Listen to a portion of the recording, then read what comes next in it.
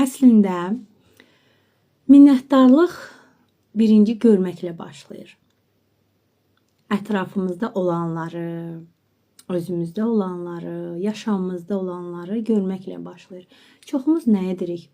Əlimizdə olmayanlara diqqətimizi yönəldirik. Bizdə olmayanlara fokuslanırıq. Belə olan halda biz şikayət enerjisində oluruq. Falan kəsdə falan şey var, məndə yoxdur. Mən bu arzuma çata bilmədim. Mən bu şeydə uğursuz oldum. Mən buna nail ola bilmədim və s. və s.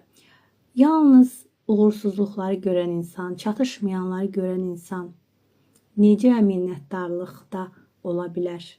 Necə əslində onun həyatında olan gözəl şeyləri görüb onlara minnətdar ola bilər?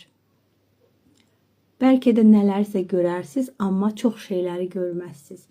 Biz minnətdarlıq şuurunda olmağımız üçün ilk olaraq hər şeyi doğru görüb dəyərləndirməyi bacarmalıyıq. Elə bu an öz həyatınızı bir gözdən keçirin. Yəni baxın, bu an elə düşünün, ağlınıza nə gəlirsə də, elə bu an düşündükləriniz ən doğrularıdır. Həyatınızda sizin məmnun olduğunuz nələr var? Biz yuxudan durmağımızı belə adi bir şey kimi qarşılayırıq. Amma bugün yuxudan dura bilməyən nə qədər insan var? Amma biz bugün yuxudan durmuşuq. Buna görə şükür etmək lazımdır.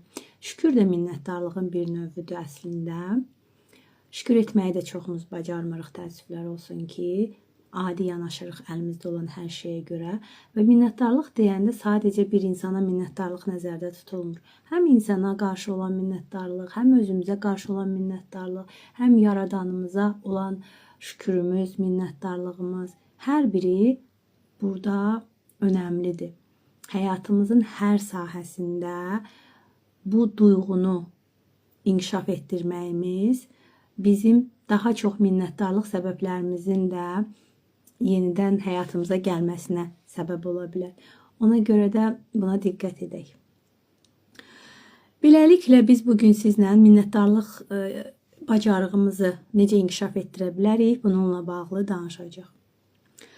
Baxın, bəzən minnətdarlığı başqa yöndə də dəyərləndirirlər. Misal üçün, sadəcə nələrimsə var, mən elə susum, sakit dayanım. Bu da minnətdarlıq deyil. Ki, minnətdarlıq susmaqdır və yaxud da minnətdarlıq hər şeylə razılaşmaqdır.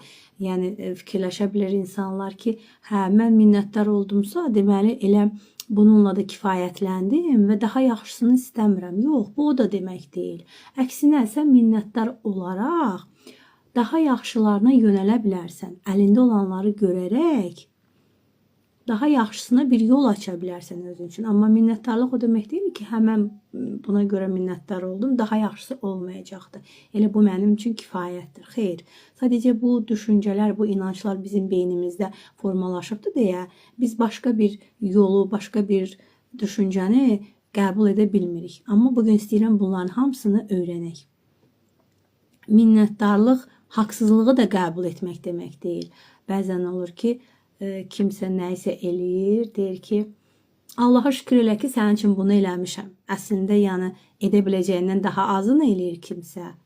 Amma daha yaxşısını da eləyə bilərdi də. Sadəcə olaraq onu susturmaq üçün nə isə edir və yaxud da nəyinsə xətrinə edir. Və deyir, Allaha şükür elə ki, bunu sənin üçün eləmişəm. Sağ ol deməlisən ki, mən sənin üçün bunları etmişəm. Burada manipulyasiya da ortaya düşür. Bunların hər biri ilə bağlı prinsipləri izah eləyəcəm. Siz özünüz anlayacaqsınız ki, mən nəyi nəzərdə tuturam. Yəni, haqsızlıqları qəbul etmək deyil minnətdarlıq. Sən görməlisən ki, bunun sənin üçün etdikləri nədir? Səmimi olan etdiklərinə görə sən o qarşındakına minnətdarlıq edirsən.